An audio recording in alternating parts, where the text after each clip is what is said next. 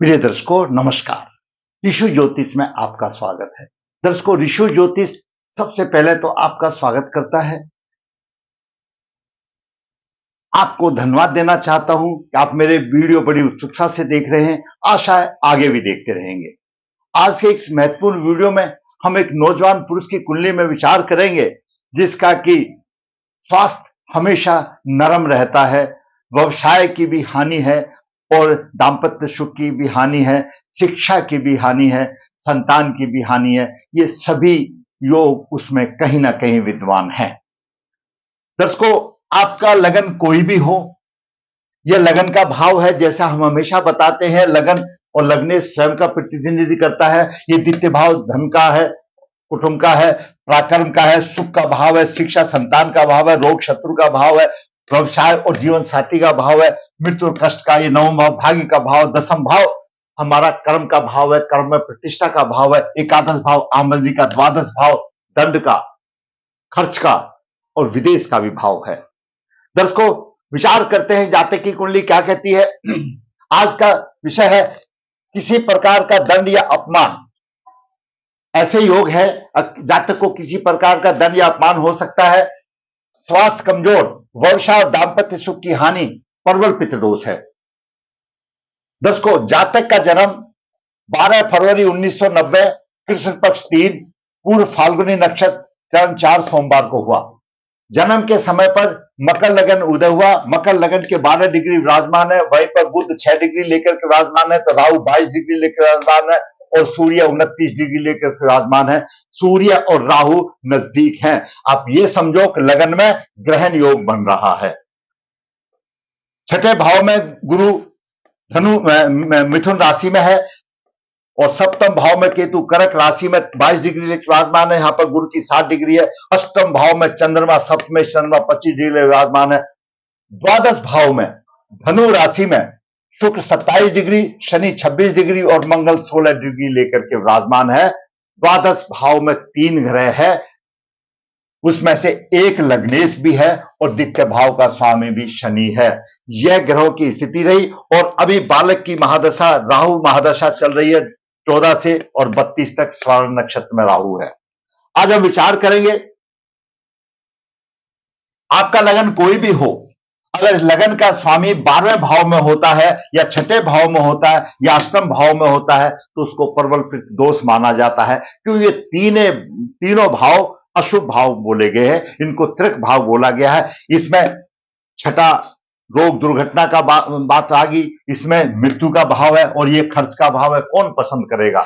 अगर लग्नेश छठे भाव में हो, अष्टम भाव में और द्वादश भाव में हो, चाहे किसी भी हालत में हो, हमारे ज्योतिष में उसको प्रबल पितृदोष माना गया है।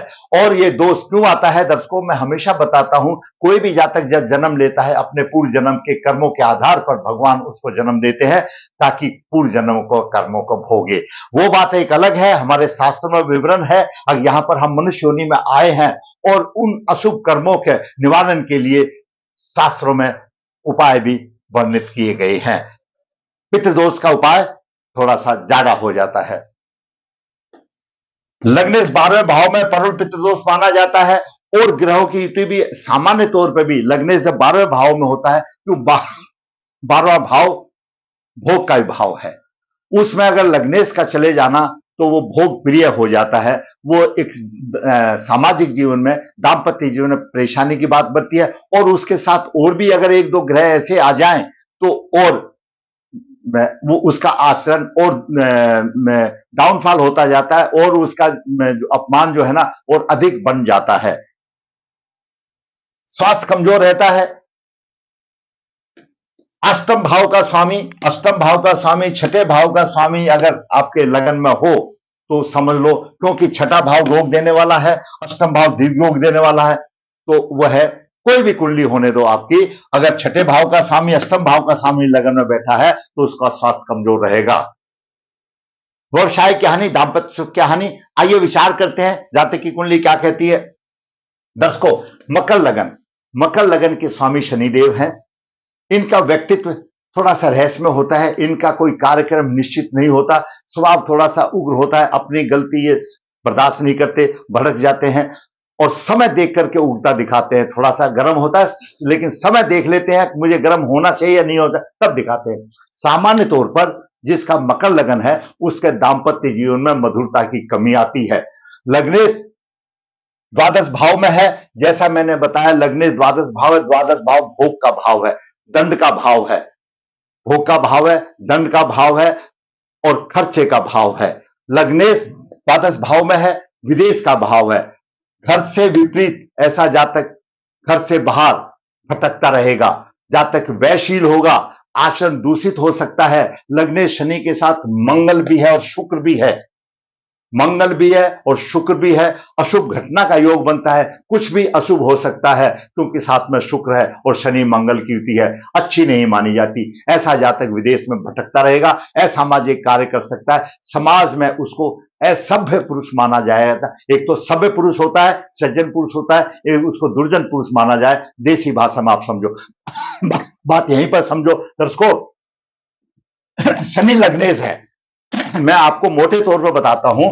शनि लग्नेश है और लग्नेश स्वयं का प्रतिनिधि है और वह द्वादश भाव में है और मंगल ऊर्जा का कारक है और शुक्र भोग विलास का कारक है। तो तीनों ग्रह यहां पर इकट्ठे हो गए तो असामाजिक कार्य तो करेगा ही और दंड का भी भाव है क्योंकि शनि के ऊपर मंगल है। शनि को सेनापति पकड़ के लेगा जा सकता है, किसी प्रकार का इसके विचार में दंड भी हो सकता है। आप ऐसा मान के सोचो और सामान्य तौर पर ऐसा समझो, असामाजिक कार्य वो कर सकता है, रास्ता भटक सकता है क्योंकि ऊर्जा भी वहीं पर ही है और लग्नेश भी वहीं पर ही है और शुक्र भी वहीं पर ही है और द्वादश भाव भोग का भाव है, अशुभ भाव है। अब बात करते हैं सूर्य की। दर्शकों, सूर्य अष्टम भाव का स्वामी है और लगन में है। जैसा मैंने पहले बताया कि अष्टमेश आपका लगन में होगा, छठे भाव का स्वामी लगन में होगा तो रोग बढ़ेंगे। अष्टमेश लगन में है, स्वास्थ्य कमी होगी, शारीरिक कष्टों का सामना करना पड़ेगा, आयु अच्छी हो सकती है और सूर्य सप्तम दृष्टि से सप्तम भाव को देख रहा है। स्त्री पक्ष में कठिनाई आएगी लेकिन परंतु थोड़ा सा ठीक रहेगा, उसके बाद में थोड़ा सा अच्छा भी हो सकता है क्योंकि मित्र की राशि है। लेकिन कठिनाई के साथ में ही बात ही रहेगी, उसको जो पति का सुख मिलेगा, जीवन साथी का सुख मिलेगा, कठिनाई से मिलेगा। लेकिन यहां पर एक और समस्या आ गई है। अब सूर्य तो राहु का भी प्रभाव लेके बैठा हुआ है, राहु भी दे रहा है, सूर्य राहु से दूषित है, दूषित प्रभाव आ गया तो सूर्य में राहु के भी गुण आ गए। राहु का बाद में विचार करेंगे। तो इस तरह से सूर्य पीड़ित है, निसंदेह वो वैवाहिक जीवन में परेशानी देगा, सोचने की जरूरत नहीं है। यहां पर मित्र राशि और उससे कुछ नहीं चलता। अब चंद्रमा की बात करते हैं। चंद्रमा सप्तम भाव का स्वामी अष्टम में है, स्थिर व्यवसाय में परेशानी आएगी, जीवन साथी को दीर्घकालीन रोग हो सकते हैं। चंद्रमा यहां से धन और कुटुंब के भाव को देख रहा है, धन और कुटुंब के लिए प्रयत्नशील रहेगा लेकिन कठिनाई होगी और ऐसे जातक को बचपन में कष्ट मिलेंगे लेकिन साधारण तौर पर ठाठ बात भी होगी। लेकिन अष्टम स्थान में चंद्रमा पक्ष में कमजोर हो जाता है। मैं यही बता दूं, कुछ लोग बोलेंगे केम ध्रुव योग, बुध अगर लगन में नहीं होता तो ये केम ध्रुव माना जाता है। प्रासर जी बोलते हैं अगर कोई भी सूर्य को छोड़ करके कोई भी दूसरा केंद्र में है तो केंद्र योग नहीं होता, ये प्रासर जी का कथन है। तो बुध क्योंकि भाग्य का स्वामी है वो बात अलग है, छठे भाव का स्वामी है, इसलिए अष्टम भाव में है, कमजोरी रहेगा। अब बात करते हैं मंगल की। मंगल दर्शकों चतुर्थ भाव का स्वामी और एकादश भाव का स्वामी और द्वितीय भाव में है। सामान्य तौर पर सुख के घरेलू सुखों में कमी, माता के सुख में कमी आ गई। माता का स्वामी, माता के घर का स्वामी, चतुर्थ भाव का स्वामी, सुख का स्वामी मंगल द्वादश भाव में आ गया तो अधिक खर्चा होगा, घरेलू के सुखों में कमी आ गई। मंगल एकादश भाव का भी स्वामी है, कमा भी मंगल रहा है और खर्च भी मंगल कर रहा है। जब दोनों ग्रह एक ही हो रहा है तो उसको रोक कौन सकता है। तो खर्च इतना हो जाएगा बस पूछो मत, पराक्रमी होगा। भाई बहन का सुख थोड़ा सा दिक्कत से मिलेगा, उसको मिलेगा क्योंकि द्वादश भाव में है, थोड़ी सी परेशानी तो होगी। मंगल की सप्तम दृष्टि शत्रु भाव पर, छठे भाव पर है, उसमें प्रभाव रहेगा। अष्टम दृष्टि से मंगल यहां पर नीच दृष्टि से देख रहा है व्यवसाय की भी हानि होगी और दाम्पत्य सुख की भी हानि होगी, क्योंकि मंगल द्वादश भाव में बैठ करके यहाँ पर नीच दृष्टि से देख रहा है और मंगल मकर लगन के लिए अकारक ग्रह है। तो द्वादश भाव में बैठ करके दाम्पत्य सुख को दे रहा है। व्यवसाय की भी हानि होगी, दाम्पत्य सुख डेली रोजगार का भी है और दाम्पत्य सुख का भी है, तो व्यवसाय में हानि होगी। अब बात करते हैं बुध की।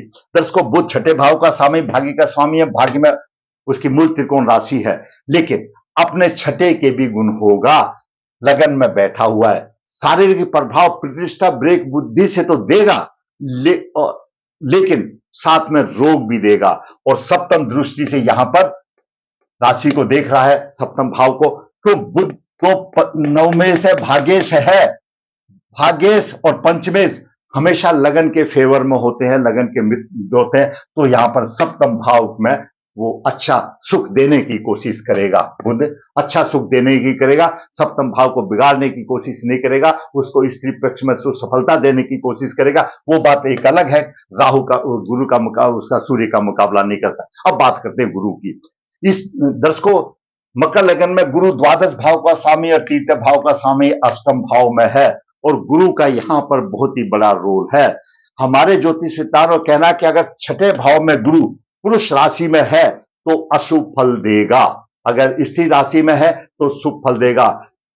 गुरु की पंचम दृष्टि व्यवसाय में हानि होगी, गुरु की पंचम दृष्टि व्यवसाय में हानि होगी और सप्तम दृष्टि से खर्चा अधिक कराएगा। यहां पर साधारण तौर पर हम ये क्या कह देते हैं बाकी कुंडलियों में कि अगर यहां पर कोई आचरण विरुद्ध काम हो रहा है, असामाजिक कार्य हो रहा है और गुरु की उस पर दृष्टि हो तो गुरु उसको नहीं होने देता। लेकिन पुरुष राशि में गुरु है तो और घी आग में छिड़क देता है, वो कोई बचाव नहीं कर पाता और भी कष्ट प्राप्त होते हैं। गुरु की नवम दृष्टि धन भाव पर है, द्वितीय भाव में परेशानी आएगी, धन और कुटुंब के लिए भी परेशानी आएगी, क्यों छठे भाव में बैठा हुआ है और अकारक है, द्वादश भाव का स्वामी है। जहां पर भी देखेगा वहीं पर त्रुटिपूर्ण प्रभाव देगा, तो त्रुटिपूर्ण प्रभाव देगा। छठे भाव में गुरु जिसके जन्म लगन में होता है, तो आप ऐसा मान करके सोच लो वह जातक थोड़ा सा स्वीट को ज्यादा पसंद करता है। अब बात करते हैं शुक्र की। दर्शकों, मकर लगन में शुक्र एक प्रबल कारक ग्रह है, जो पंचम भाव का स्वामी है और दसम भाव का स्वामी है। एक त्रिकोण का स्वामी है तो एक केंद्र का स्वामी है। दोनों को माता लक्ष्मी और विष्णु कहा गया है, केंद्र त्रिकोण को। लेकिन शुक्र द्वादश भाव में चला गया, शुक्र द्वादश भाव में चला गया, खर्चा अधिक, विद्या संतान के पक्ष में कमजोर हो गया, मानसिक चिंता होगी और अपने शरीर के ऊपर ज्यादा खर्च करने वाला हो गया। ना तो संतान की चिंता, ना विद्या की चिंता, पढ़ाई और चिंता कि उसकी कुछ चिंता नहीं, व्यवसाय की भी नहीं, तो दोनों तरफ से परेशानी आ गई। व्यवसाय में भी नहीं और संतान शिक्षा में भी नहीं। और द्वादश भाव में बैठ गया, द्वादश भाव में तो खर्चीला होता, शुक्र खर्च के राजी है, और फिर शुक्र और मंगल की उसके ऊपर प्रभाव आ गया, तो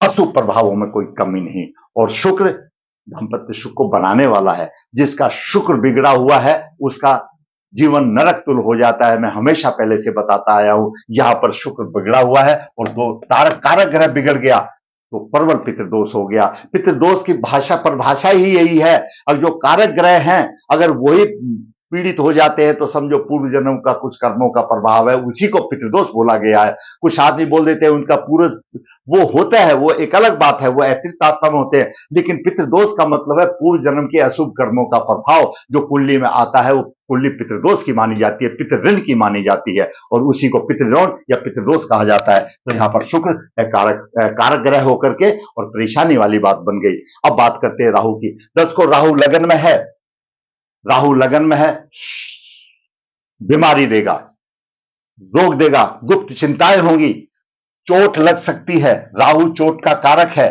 लग सकती है, राहु चोट का कारक है और सूर्य अष्टम भाव का स्वामी है ये, और केतु की दृष्टि है। ऐसे जातक को चोट भी लग सकती है, किसी प्रकार की चोट भी हो सकती है। संतान विद्या में कमी करेगा क्यों पंचम दृष्टि से देख रहा है, सप्तम दृष्टि से यहां पर कर्क राशि में देख रहा है, और यहां पर गृहस्थी जीवन को तहस-नहस कर देगा। राहु नवम भाव को कन्या राशि में देख रहा है, भाग्य की उन्नति करेगा राहु, हमेशा कन्या राशि के लिए अच्छा है। राहु की उन्नति करेगा, शिक्षा संतान की कमी करेगा और दाम्पत्य सुख में बाधा देगा, परेशानी देगा, परंतु भाग्य की उन्नति देगा और बीमारी देगा। अब बीमारी के लिए देखो दर्शकों, सूर्य भी बीमारी दे रहा है, राहु भी बीमारी दे रहा है, बुध भी बीमारी दे रहा, और क्या बच गया घर में? बुध छठे भाव का स्वामी है, सूर्य अष्टम भाव का स्वामी है, बीमारी हो। अब बात करते हैं केतु की। केतु सप्तम भाव में, स्त्री पक्ष से कष्ट का योग होगा, गृहस्थ जीवन में परेशानी आएगी, अचानक लाभ हानि होगा, सब पंचम दृष्टि से देख रहा, सप्तम दृष्टि से मन में गुप्त बातें रखता है। ऐसा केतु मन की बातें गुप्त रखता है, किसी को बताता नहीं, और पराक्रम की वृद्धि होगी। दाम्पत्य सुख यहां पर भी लखड़ गया। अब केतु सभी प्रभाव आ गया, दाम्पत्य सुख की हानि हो गई और लगन की भी बीमारी में पूरा लगन चला गया, और द्वादश भाव में भी परेशानी आ गई। और द्वादश भाव खर्च का भाव है, किसी प्रकार दंड का भाव है, क्योंकि खुद भी यहीं बैठा है और दंड देने वाला मंगल भी वहीं बैठा हुआ है, और राजा भी लगन में बैठ गया जाकर के। तो ऐसे जातक को किसी प्रकार का भी दंड हो सकता है, पलंटी हो, कुछ भी हो सकता है। ये मैंने बताया। अभी कालसर्प दोष है, तो केंद्र में राहु केतु हो जाने से कालसर्प दोष माना जाता है। सूर्य राहु का ग्रहण योग लगन में बैठ गया, जब ग्रहण में सूर्य राहु का योग बैठ गया और अष्टमें भी सूर्य हो गया, छठे भाव का ये भी हो गया, तो बुद्धि तो भ्रष्ट पहले ही हो गई। सूर्य ग्रह का राहु को निकालना पड़ेगा, मंगल और शनि का विषोग निकालना पड़ेगा, शुक्र और शनि की युति और मंगल शनि के ये जो असामाजिक कार्य करने की बात आप बताई, इनका भी दोष निकालना पड़ेगा। इन निकालने के साथ पहले दोष तो बाद में निकलेंगे, पहले उन अशुभ कर्मों का प्रायश्चित करना पड़ेगा। हमने ये खूब महसूस किया है, हमने खूब ये देखा है कि ये देव हैं हमारे, सूर्य भी देव है, बुध भी देव है, राहु देव भी है। क्या आप सोचते हो इनका एक आधा किलो दान या अनाज दान करने से उनकी इतनी कीमत है? नहीं, उनके जो जिस अशुभ कर्म से ये दोष आए हैं, उस अशुभ कर्म के लिए आपको प्रायश्चित करना पड़ेगा, और उसके बाद कुछ रत्न पहना जा सकता है, तो भरपूर फायदा देगा। और प्रायश्चित करने के बिना आप अगर रत्न भी धारण करते हैं तो मुश्किल से 10, 20, 30% का फायदा होगा, लेकिन जिसने प्रायश्चित कर लिया उसको रत्न भी 100% फायदा देगा। उनका प्रायश्चित हो जाए, उनका एफिडेविट काम का, अशुभ काम का एफिडेविट हो जाता है। तो जहां पर जातक को पितृदोष निवारण करें, राहु गुरु का ग्रहण निकाले, कालसर्प दोष निकाले। और 10 को इस कुंडली में एक और भी खास बात है, मैं बता देता हूं। छठे भाव में गुरु है और अष्टम भाव में चंद्रमा है, दोनों तरफ लगन के दोनों तरफ पार्श्वगामी दृष्टि बन रही है। ये कहीं ना कहीं शुभ ग्रह बचाव तो दे रहे हैं, बचाव दे रहे हैं, ऐसा नहीं है कि नहीं दे रहे, क्यों? ये पार्श्वगामी दृष्टि है, शुभ बचाव दे रहे हैं। पितृदोष निवारण करें, राहु गुरु का ग्रहण योग निकाले, और शनि मंगल और शुक्र शनि की शांति कराए, और विवाह से पहले ऐसा जातक कुंभ विवाह करे। और कन्या जातक है, विवाह से पहले ऐसा जातक अगर पुरुष जातक है तो अर्क विवाह करे, और कन्या जातक है कुंभ विवाह करे। उसके बाद योग जीवन साथी से शादी करना चाहिए, नहीं है तो दाम्पत्य जीवन इसी तरह से बिखर जाएगा जैसा इसका बिखर गया है। दाम्पत्य जीवन इसका बिखर गया है। दर्शकों, मैंने आज इस पुरुष जातक की जो 90 का है, इसकी कुंडली का विश्लेषण करके आप बताया कि गुरुजी मेरी कुछ राह आसान कीजिए, तो मैंने अपने ज्ञान से, शास्त्रों के अनुसार उनका भी मार्गदर्शन किया, आपका भी मार्गदर्शन किया। जैसा मैं हमेशा बताता हूं, आप अपनी प्रॉब्लम दे दीजिए मुझे, मैं उनको दूर तो नहीं कर सकता, लेकिन आपका मार्गदर्शन तो मैं कर सकता हूं ना। उसमें क्या, अपने ज्ञान और शास्त्रों के हिसाब से आपका मार्गदर्शन कर सकता हूं। आप दीजिए, मैं कहता हूं आप जुड़िए मेरे चैनल से, मैं आपकी प्रॉब्लमों को आपको अवगत कराऊंगा। मैं दूर नहीं कर सकता, दूर तो श्री प्रभु हर करेंगे और काम आप करेंगे, आशीर्वाद दोगे, मैं तो सिर्फ एक मार्गदर्शन करने वाला हूं। चाहिए तो आप जुड़े। दर्शकों, मेरा वीडियो आपको अच्छा लगा तो मैं कहूंगा लाइक करें, शेयर करें, और दर्शकों जिसने मेरा चैनल सब्सक्राइब नहीं किया, मैं कहूंगा मेरा चैनल सब्सक्राइब करें, ताकि मेरे चैनल की ग्रोथ हो, और इसी प्रकार मेरा भी मनोबल अच्छा ऊंचा हो, और मैं वास्तविक कुंडलियां बनाता रहूं। आपको मैं हमेशा बताता हूं कि ऋषि ज्योतिष नर्मदा जी के तट के नजदीक है नर्मदे है, यहाँ पर कालसर्प दोष पितृदोष की पूजा की जाती है। जो इच्छुक है संपर्क कर सकता है। हाथ से पत्रिका लिखी जाती है, जो इच्छुक है संपर्क कर सकता है। कन्या भाव के लिए गुण मिलान फ्री और बिना किसी शुल्क के भेजा जाता है, राह आसान की जाती है। जो इच्छुक है संपर्क कर सकता है। अब फिर कहूंगा वीडियो अच्छा लगा लाइक करें, शेयर करें, जिसने चैनल सब्सक्राइब किया सब्सक्राइब करें। धन्यवाद।